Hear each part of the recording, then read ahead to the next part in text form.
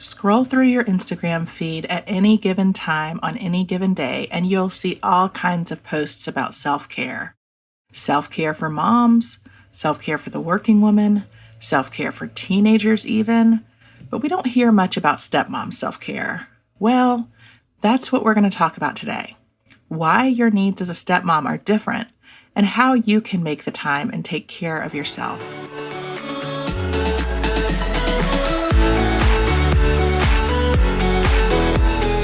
I'm Cameron. I spent years building my career and creating a life I loved. And when my Prince Charming finally showed up, he had 4 kids in tow. Fast forward through lots of mistakes made and lessons learned, step-family life was much more complicated than I realized. If you're looking for help with blended family life, you're in the right place. Welcome to the Stepmom Diaries, where we keep it real as we dish about all the things. This is your weekly dose of blended family inspiration and encouragement. You're not the wicked stepmother, so let me help you find your fairy tale ending. Come on, let's do this.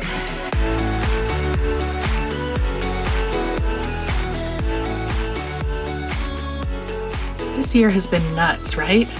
I know we're all just trying to keep it together, much less take care of ourselves, but our role as stepmom really is unique. And we need to respect that and take care of ourselves accordingly. Did you know that as many as half of all women in the U.S. may find themselves in the role of stepmother at some point in their lives? And there is actual research that shows that being a stepmother is tougher than being a stepfather, and that stepmothers have more anxiety and more depression than biological mothers. I know, you hear that and you're probably like, yeah, and I knew that. But it's kind of validating to know that our feelings are backed up by research, right? Mary Kelly, who's an expert in the field of stepfamilies, has said, many stepmothers report being depressed after years of trying to please, appease, walk on eggshells, tiptoe around the ex, their partners, and stepchildren's feelings, while often neglecting their own. Does any of that ring a bell? It certainly does with me. I mean, I don't feel like I have to walk on eggshells necessarily, but I definitely feel like I never know what's going to come out of left field. And I try to mostly keep a positive outlook, but I definitely know how hard it is to keep my chin up when things get rough, much less to make sure that I'm actually doing enough for myself or taking care of myself. And things do get rough. I mean, blended families just have a lot of family dynamics that don't exist in a traditional family, especially for stepmoms. And, even though we carry a huge load in our families, a lot of times we can feel like outsiders. And, a lot of times we bear the brunt of the kids' anger. And even when it's misdirected, we're often the easiest targets for them. We worry about whether we're disciplining them too much, or maybe too little, or how to figure out having consistency across households, especially if it's a high conflict situation. We put a lot of pressure on ourselves to make sure that everything is taken care of and perfect, even when it's not necessarily our job. In a perfect world, those dynamics would not affect how we treat ourselves, right?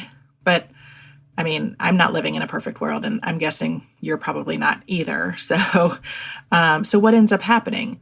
We put ourselves on the back burner while we take care of our family, our jobs, and, just the everyday stuff that's involved in living life, right? But that is not right, is it? For stepmoms or really for anyone else. So here is my tough love to you, okay? Get ready. It's not really that tough, but it is a little bit of tough love. Stop neglecting yourself. Get on the self-care bandwagon. There's a reason that you see posts about self-care all over your social media. It's important, and I think people are finally realizing that you're no good to anybody else if you can't take care of yourself. And I know if you're like me, exercising stepmom self-care did not really occur to me when I joined my family. Probably has not occurred to you either. You're just trying to get by every day. So I have been working to take care of myself and to make taking care of myself a higher priority. And I've got some ways that we're going to talk about that you can get started too. Okay, the first is to stay healthy. Remember how I said you weren't going to be good to anybody else if you weren't taking care of yourself? That goes for your health, just your basic everyday health. You're not going to be any good to anybody else, your family, your stepkids, your employer, if you're sick all the time. And trust me, I know. Even back when I was in college and law school, I would burn the candle at both ends. I would study 24/7 to get through exams, and then I would go home for the holidays and collapse. I cannot tell you how many Christmas holidays I spent on the couch at home, laid up with some kind of flu or bad cold because I was exhausted. And that is no way to live. I'd love to say that I got better about doing that to myself once I was a real adult in the working world, but I didn't necessarily. My busy season at work would go right up to the holidays, and a lot of times I would just work myself silly and then drive home to my parents' house in Florida and totally collapse. It took me a really long time, probably too long, to learn the lesson. But I finally realized that this working so hard and then collapsing was really just my body telling me that I was doing too much.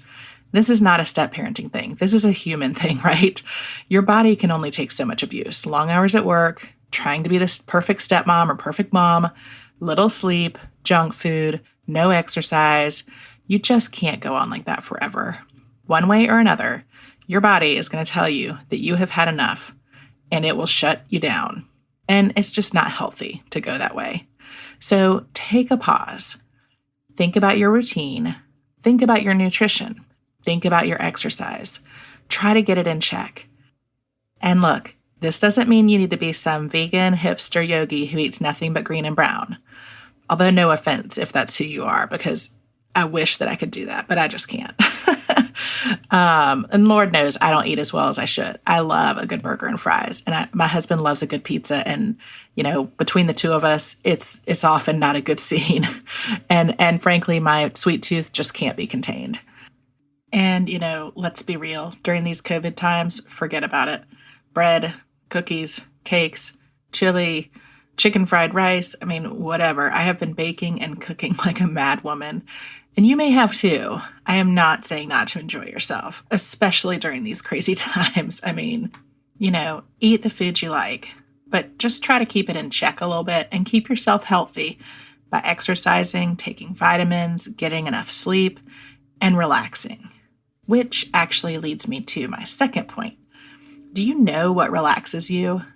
I know that's a weird question, but you'd be surprised how many people don't really know how to truly relax, right? So what is it you enjoy doing? And I don't mean just what activities you like spending time with friends or going to dinner or going to the movies. Really think about the last time that you were at your very most relaxed. What was it you were doing?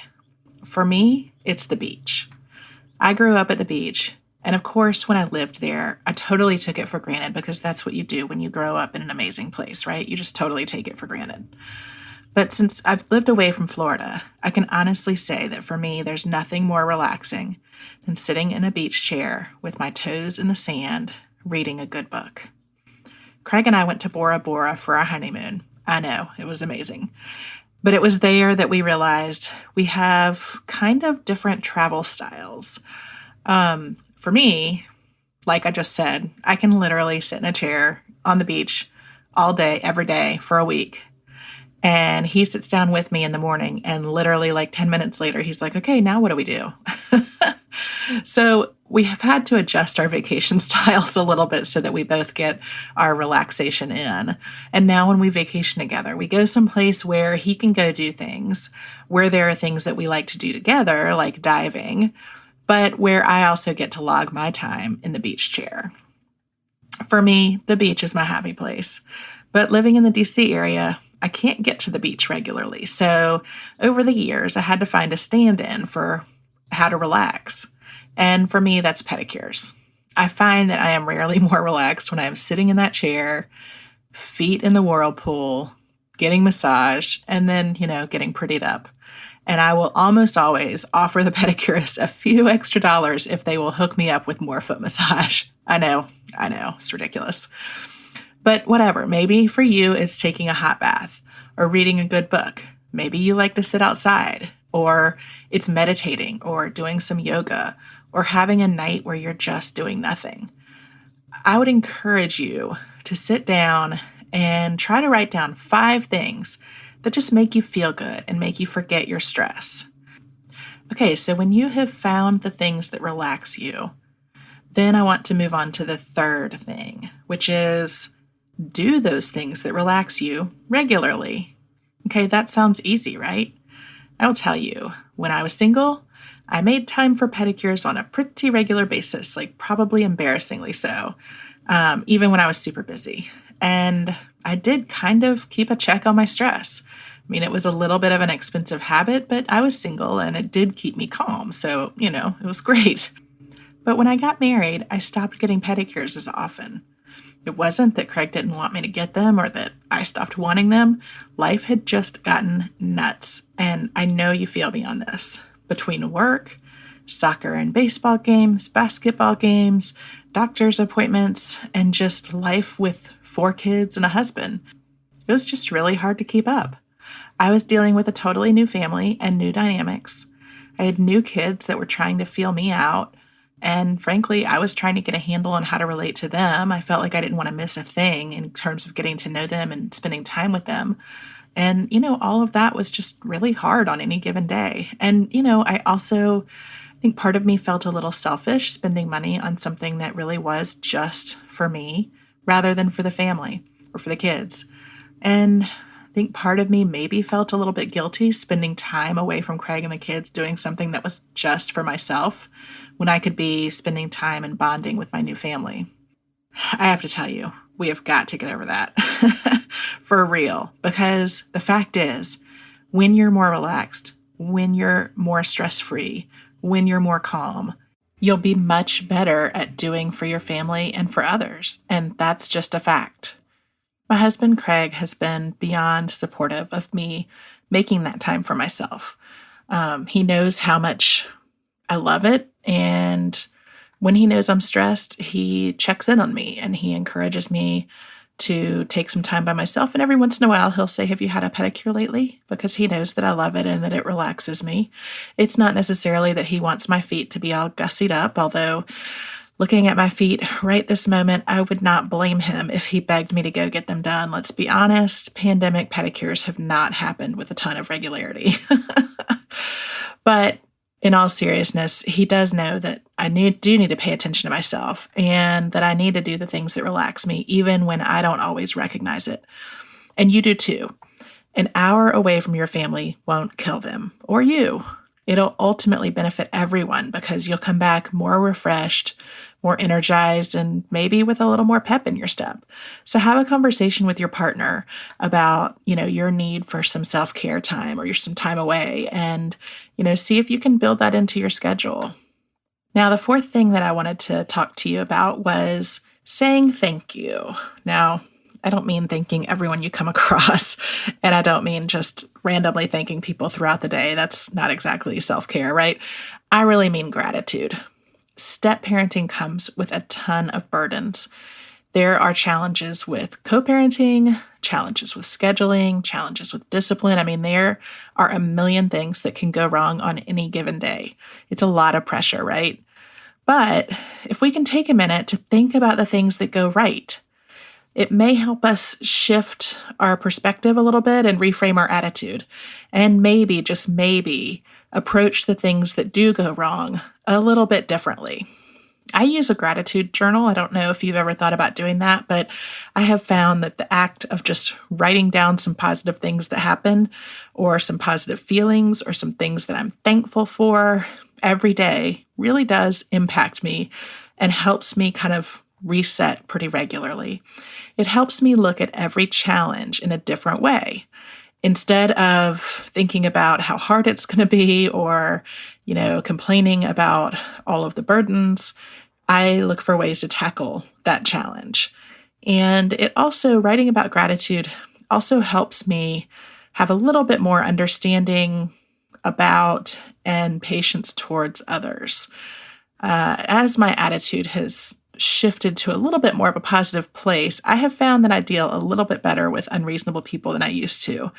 Now, I got to be honest, some of that is probably as a result of the pandemic. I think all of us have a higher threshold for inconveniences and challenges than maybe we did a year ago. But I think that having some gratitude towards your daily life, thinking about the things that you're thankful for. If you can kind of cultivate an attitude of gratefulness, gratitude, your negative thoughts will eventually be a little bit easier to displace. And you may feel a little bit calmer when you're dealing with somebody difficult. And that is definitely key in any blended family, especially if there's a high conflict situation. You've got to get your zen sometimes, you know what I'm saying? And, having that little bit of gratitude, that little bit of thankfulness can really reset your attitude so that you can be more positive when you're dealing with some of that negative energy. Which leads me to the fifth thing I wanted to talk to you about, and that is to breathe, right? Easier said than done. If you have an Apple Watch like I do, you'll get regular reminders to do a minute of deep breathing. Yeah. How often do you actually do that versus pressing the button that makes the reminder go away? I'm not going to lie. It is hard for me to actually sit and do a minute of deep breathing, but I try to do it a couple times a day. I will say my husband Craig is really good at doing it. I will look over sometimes in the evenings and he'll just be sitting there staring at his watch. And when he is, I know he's doing his breathing and I know it helps him. And so it's something that I'm a little bit more conscious about doing. You don't have to have a fancy watch to take a minute to breathe deeply. I'm guessing if you don't get those reminders to breathe deeply, you may not do it that often, and that's okay. But it's something to think about, when you wake up in the morning or when you're getting ready for bed at night. Take a minute, set your timer, and just do some deep breathing. It's not just good at helping you relax, it actually has medical benefits. It can slow your heart rate, which certainly helps when you're trying to get ready for sleep. It can lower and stabilize your blood pressure. And, obviously it can help you relax, which is a good thing.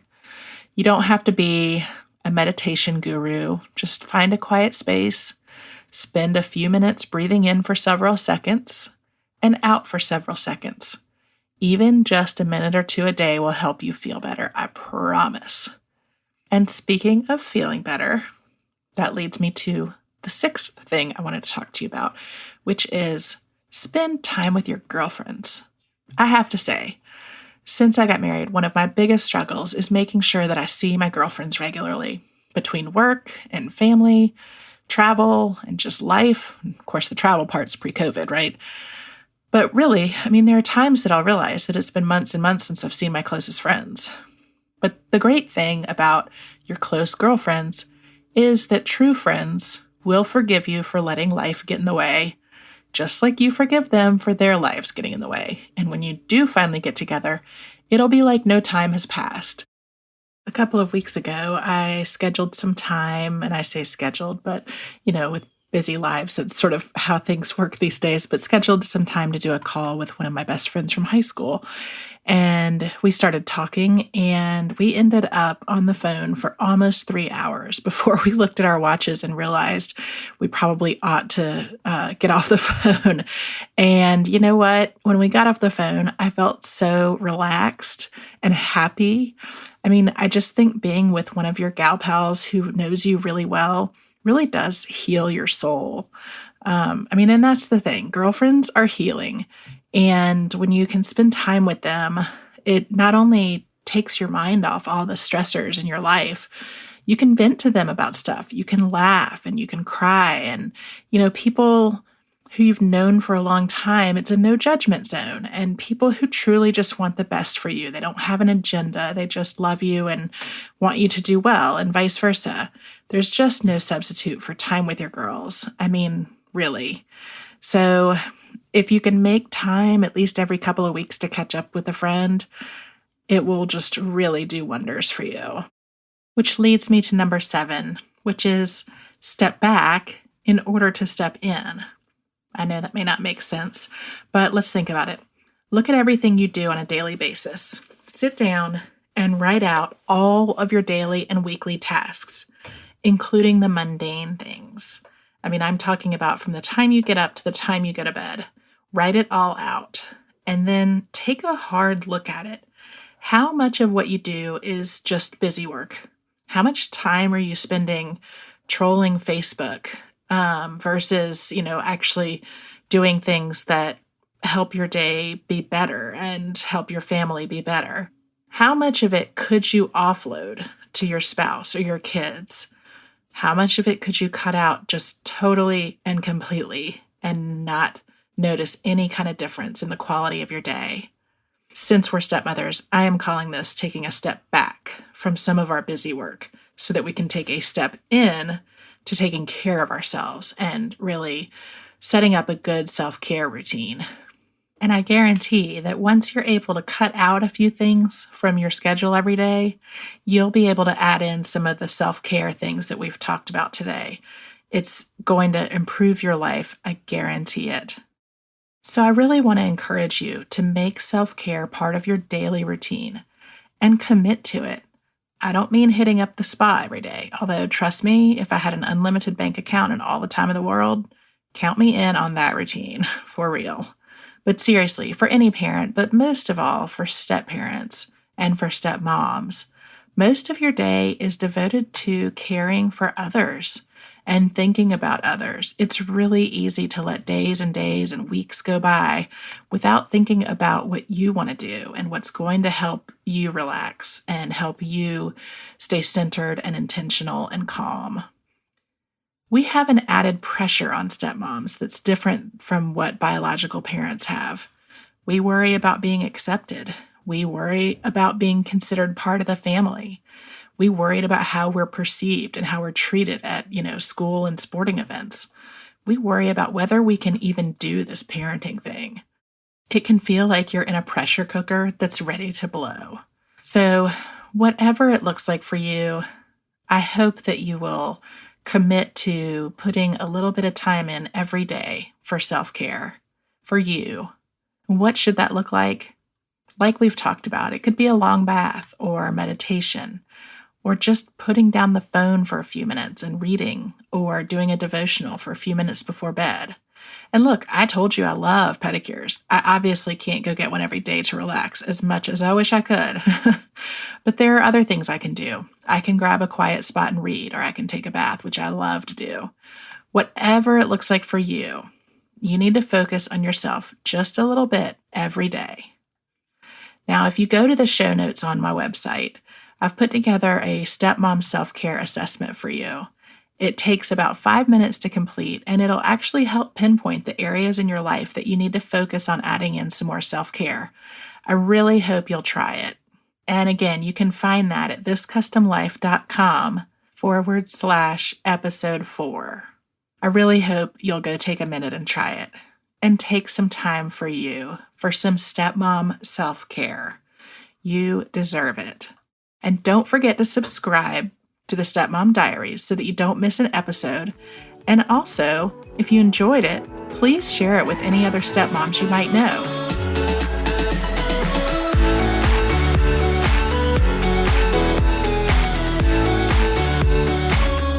That's it for this week. If you've enjoyed our chat, I hope you'll help spread the word. Share this episode with friends and head on over to wherever you listen to podcasts and leave me a review. And don't forget, for more great stepmom content, head on over to thiscustomlife.com and follow me on social media. Just search This Custom Life on Facebook, Instagram, Twitter, and Pinterest. Until next time, you keep being you and know that we are in this together. See you here next week.